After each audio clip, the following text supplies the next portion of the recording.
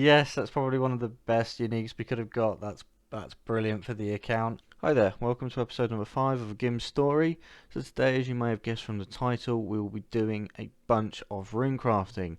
Normally everyone's most hated skill, but I decided as it was by far my lowest that I needed to do something about that and try and push up to the base 80 that I wanted.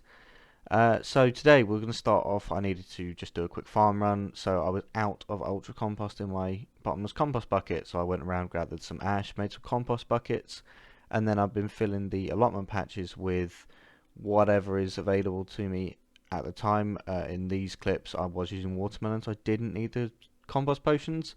But still, obviously, if I was growing anything lower than that, so sweet corn or anything like that, it was really good to just have those compost potions to be able to make the ultra compost in the bucket, as I just don't see the point in using any other because the yield increase is so good. You might as well just keep using the better compost. So today, for the runecrafting training, I decided to use Guardians of the Rift, the new mini game that came out, I believe, last year. Now, there obviously are places that you can go to do runecrafting that are better XP per hour, so Bloods or the Arania Altar, but I felt this minigame was the best way for me to get a range of runes. So I started off, I could only use the small, medium and large pouch, so I had that, a chisel, and then I had the runes for NPC contact, so that I could then repair my pouches at the end of every game or the end of every other game. So my first way of starting all these games out was by doing just the method where you don't use any of the cells or anything like that, which I know bad for an Iron Man to do, but I felt this was the best way to do it for me to just learn. So I would normally get around 160 of the essence, go and craft it up, fill on my essence pouches, run around and just go to whatever altar was available that I could go to. At this point, I obviously wasn't 77 runecrafting, so I couldn't go to the blood altar, so that made balancing the catalytic and elemental energy quite difficult at times, because it'd be like, oh, I've done a couple of elemental, I need to do a couple of catalytic, but I couldn't because I couldn't do bloods. So that's how I chose to do it, was obviously try and balance it as much as possible so that you could get an equal reward potential, but that's not always possible at the lower levels, so I think you just have to try your best to make that as level as you can throughout the games you're doing. As you'll see on the screen, it's whenever I try and get to those portals as often as I can, the extra portals that give you just straight essence rather than you having to then craft it. You can normally, well, when I was starting off, I was getting maybe 2 reward points on each type of energy. Not the best, but better than nothing. You know, two on each is good. Some people then would choose to do 4 on one and then 4 on the other, but that's not always possible. So that's what I try and do, is try and do one then the other, one then the other. In the downtime, do a bit of mining, some extra essence to try and build back up what you've lost. So as you see, I'm just finishing this final game now. Ended this one, I believe, 2 and 2. So not too bad for a first game back after I did the minigame at first when it first came out.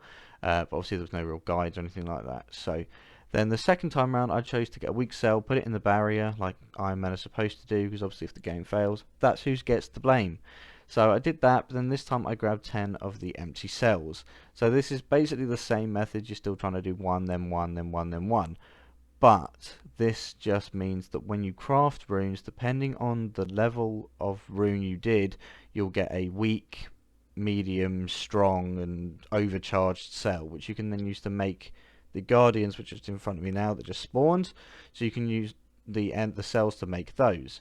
That then gets you a bit of bonus XP or something like that, or you can use it to recharge the barriers. So whenever I got the chance, I would either recharge barriers or I would make more guardians.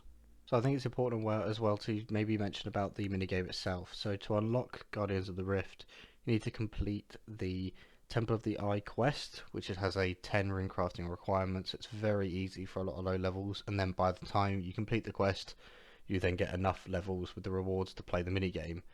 So once you've done that, you can then obviously get there in multiple ways. There's the Amulet of the Eye teleport, that you can use the group teleport to just teleport straight to the minigame, or the easiest method I think for a lot of people is to use the fairy ring DIS to the wizard's tower. I am playing on mine with entity hider. As you'll see on the minimap, there is a lot of players there, so it can be quite laggy, so I choose to do the entity hider just to make the game run a bit smoother.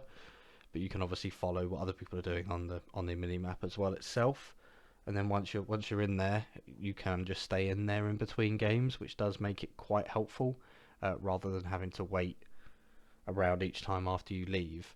I then got 70 Runecrafting, 71, 72, 73, 74, and then finally 75, and I decided at this point I was going to stop and open a load of the Guardians. However, on about the second to last run before I got to 75, I finished mine in the 160 essence at the beginning of the game, ran over to craft my first inventory to then go and make some runes, and accidentally clicked the quick pass on the barrier.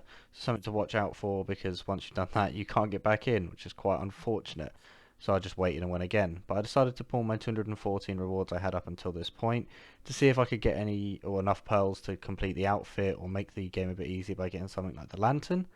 So with these 214 pulls, I got 8 more pouches, made about 160k and about a mil in runes, which is fantastic, but not quite enough pearls for everything.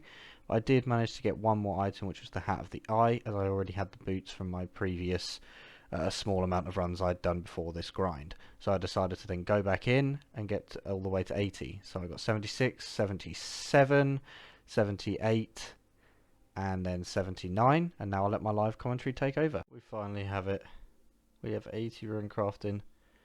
Oh, this feels like it's taken like a month to do, but it's only taken me about a week. So what I'm going to do is I'm going to start pulling the searches, and then we can see if we get anything, and I'll obviously chime back in if we get anything important. Okay, well, enjoy the loot.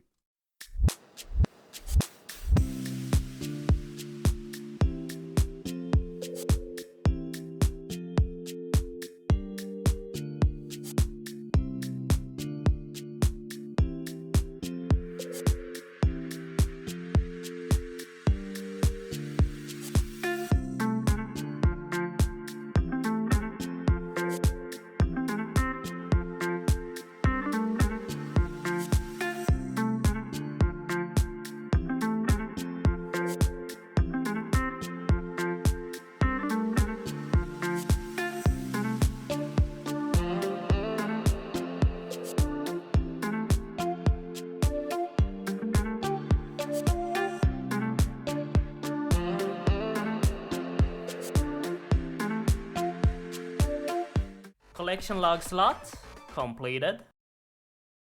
Oh my god, oh my god, oh my god, we got the needle. Yes, that's probably one of the best uniques we could have got. That's brilliant for the account. We'll be able to, and then we get the joke one just afterwards. But yeah, no, we'll be able to use the new pouch. Can't remember what it's called now off the top of my head, but that'll be great for when we go back to doing some kind of rune crafting. It'll probably be bloods, but maybe some other kind of rune crafting depending on what we need on the account. If we need more cosmics or natures, obviously that'll be something we look at. But right, back to it then.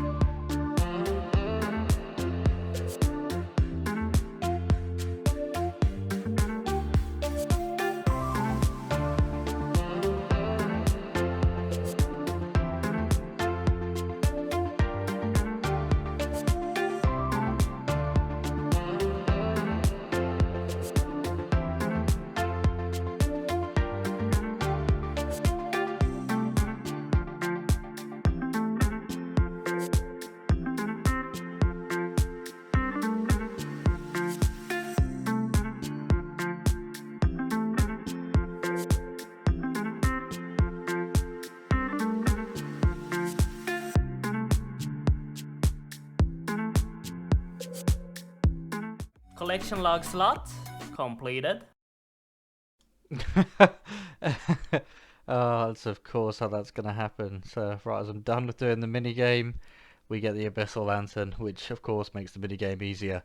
But I suppose it's always could always be helpful for if I decide to come back here and do the mini game more. But either way, it's still nice to get for the collection log. But it looks like that is about it for everything out of the Rift. Now I know I wasn't showing the price checks of absolutely everything, but what I can tell you is just from looking at the loot tracker, which I will pop up on screen now, is from the 549 Guardians of the Rift searches that I did throughout this grind from 69 to 80 runecrafting. I made about 2.86 mil, a fair amount. A lot of helpful runes for us, you know, a good amount of lore runes and nature runes. The death runes are of course always helpful for doing things like Ivan's Blast and stuff like that, which at the moment is more or less our best magic attack.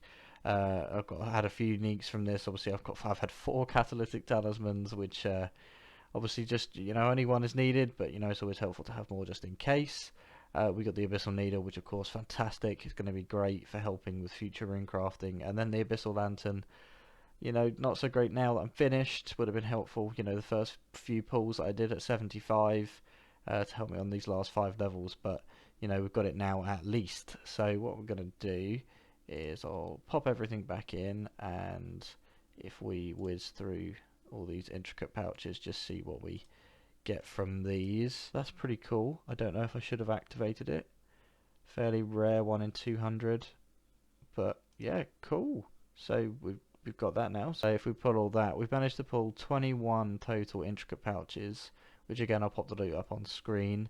That's another 600k. So we've made about 3.5 mil from doing all of this, just in terms of runes and some obviously alcohols.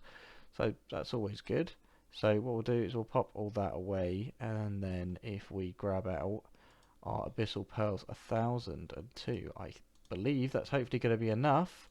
So we'll look at that. It's 350. So we'll Collection buy log that. slot Get a nice completed. collection log pop up. Collection log slot And we will completed. grab the last piece. So that is the full outfit of the eye completed. Now we are set up completely for runecrafting. It would have been nice to get some dyes for this outfit, but you know, you can't always be lucky, and it gives me an excuse to always come back. Now that I've got the outfit, I think and the lantern, I think the minigame will be a lot more enjoyable. But right now what I'm going to do is I'm going to leave that there for tonight. It's been a long night of runecrafting, and then I will get around to the Elite Diaries, and they'll probably be coming up next for you, so enjoy. So yes, as I said, I popped off to do a load of the diaries with the outfit. So I got the Lumbridge one finished, then the Varrock one, and then finally the Falador one. But with the completion of the Falador one, I completed the entire Elite Diary, which is fantastic. It's the first one on my account, so really happy to be getting that done. So I popped on over the Falador, collected my Shield 4 and the lamp, which obviously the lamp is going to be used on Herblore, as that seems to be the massive bottleneck on all of our accounts at the moment. So hopefully, you know, this will speed it up a little bit if I can get some of the other Elite Diaries done. All the other runecrafting ones, I'm going to have to wait until I get the levels. But that is now Falador completed, which is fantastic. But for now, that's it from this episode. Until next time.